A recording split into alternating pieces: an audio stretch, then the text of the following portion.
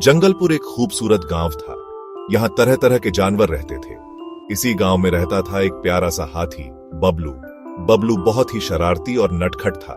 उसे खेलना बहुत पसंद था, लेकिन उससे भी ज्यादा उसे आसमान में उड़ते पंछी देखना अच्छा लगता था। हर दिन मैं घंटों पंछियों को देखता रहता। काश मैं भी पंछियों की तरह उड़ पाता।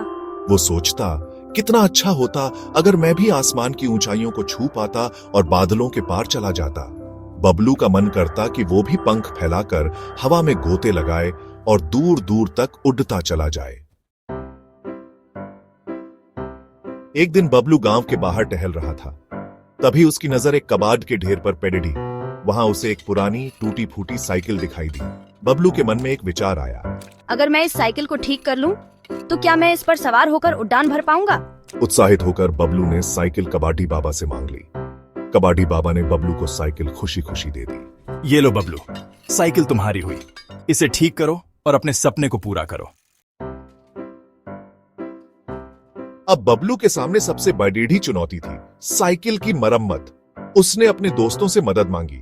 गोलू खरगोश, पिंकी तोता और झुनझुन बिल्ली सभी बबलू की मदद के लिए तैयार हो गए। चलो बबलू, मैं अपनी तेज रफ्तार से साइकिल के पुर्जे इकट्ठा करता हूँ। और मैं अपनी चोंच से साइकिल के टायर में हवा भरती हूँ।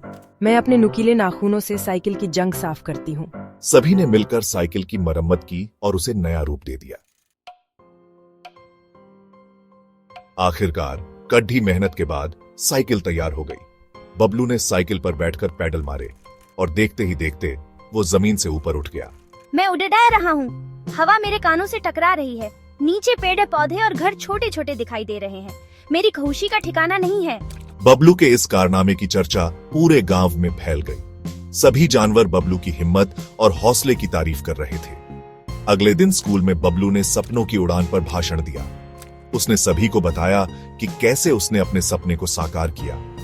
बच्चों ने बबलू की बातों को ध्यान से सुना। वे भी बबलू की तरह अपने सपनों को पूरा करने के लिए प्रेरित हुए। इस कहानी से हमें यह सीख मिलती है कि हमें कभी भी अपने सपनों को छोटा नहीं समझना चाहिए। अगर हम में कुछ कर गुजरने की इच्छा शक्ति हो और दोस्तों का साथ हो, तो हम असंभव को भी संभव बना सकते हैं।